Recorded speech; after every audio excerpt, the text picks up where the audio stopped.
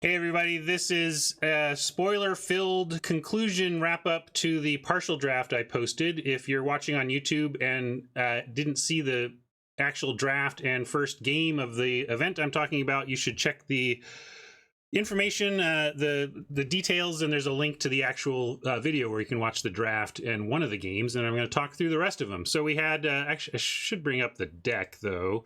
That's awkward. Hold on. Maybe it's here.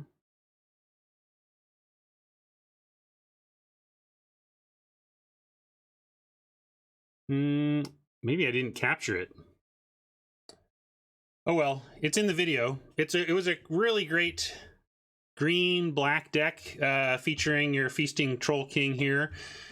So we won one game on stream, and then this is the wrap-up of the second one. It was actually reasonably well fought, but I just had ways to get this back, Troll King back, and I was returned to nature. Their trail, anyway. We just ran over them. This was pretty straightforward mirror match dominance. Then this one was interesting because I lived the dream here. Thought I'd show you the dream. Where's Hat? Oh, I'm kind of in the way here. Let me move chat off for a second, so you can, if you can't see. We got Reaper with Lucky Clover in play there. Yeah, that was all right. And but it was not. It didn't just win the game. Oppo had just played this spell over. Got some good value here, and then we got four of their 5 cards, but their 5th card was actually their own copy of the Troll King. But we eventually got our mana on board and made our own Troll King. And when you're doubling up Tree Folk and doubling up Reapers and then drawing off of doubling the draw, you know, this is going to get there. But this kind of, if I don't have a screenshot of the deck, but this is a screenshot of the deck, right? I mean, this is the deck, right? This is what makes it strong right here, basically. And that was good. So then we won. We're 3-0 here. So we got to 3-0. And then 4-0, pretty cleanly wrecked a bit of a dirtly red-blue draw 2 deck. And we still had all these Feasting Troll Kings and Forever Youngs, and they still, the Paladin was enough to get this one done. So that marches us on to 4-0. And then, oh, this is a weird one. Anyway, another one. This ended on turn. This was my turn 4. Turn 1 Innkeeper, turn 2 Clover, or turn 2 Rider, turn 3 Clover Innkeeper, turn 4 Twin Veil Tree Folk on the Marleaf Rider Oppo Scoops. So there you go. That's now I was thinking that I'm against blue. Maybe I should have put 2 of the counters on the keeper, but I didn't because they were a mana away from making a 3/3, and I didn't want to set up any spot where they could just choose to trade with one of these. I wanted to go all in here and make a huge threat and see if they could deal with it. And in this case, they couldn't. But there was some risk there. They're playing blue. They could have bounced this, and it could have been a reasonable game.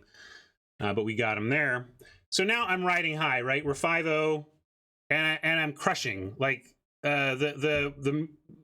this was a tough fought, even though I did this to the even though we did this to them. Even though we did this, like, this was a tough fought game, but we made it to 5-0, flying high, king of the world, and then the wheels come off, and I almost lost my computer because we go. All right.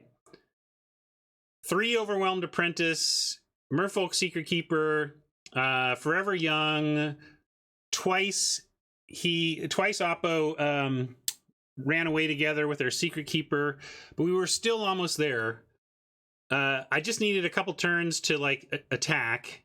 I dropped the Reaper and was gonna Tree Folk it and really put the pressure on.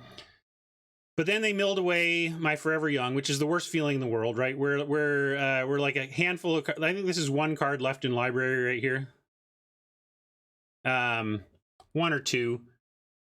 Oh, maybe it was 2, and then they put the other overwhelmed. They forever younged to get 2 overwhelmed apprentices to get me from 4 to 0, including getting rid of the forever young that would have saved the game. So then I start the downfall with a loss to Mill right at the edge, just right at the edge, and then well. I got a little bit of a slow start. It wasn't, I mean, I went Curious Pear Food into Curious Pear into Spider, or into, into this dude into Spider.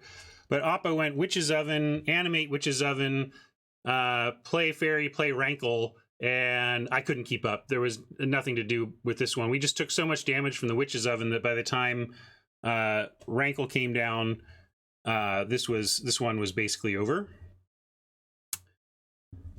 So then I'm like, are you kidding me? And then, of course, this doesn't tell the whole story. Like, this is the end where they were able to just tap down my Troll King and attack for 9. But it looks like I have a healthy mana count here. Like, 4 of these lands came in the last 4 turns. You know, it was a situation where I kept a decent 2-lander. And, although here's another one. I guess I drew cards, which is, yeah, I ended up drawing some cards.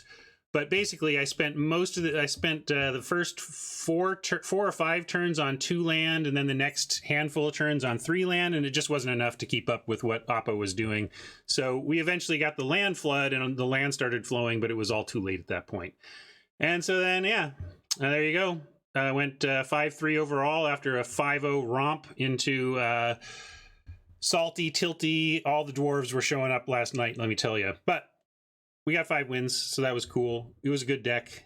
We just got a little unlucky in our final matchups. And of course, at that point, we're playing the 5-0 bracket. So of course, we're going to face good decks, good pilots, and dropping 3 at that point is far more likely than at the beginning of some event. So thank you. We'll wrap that up.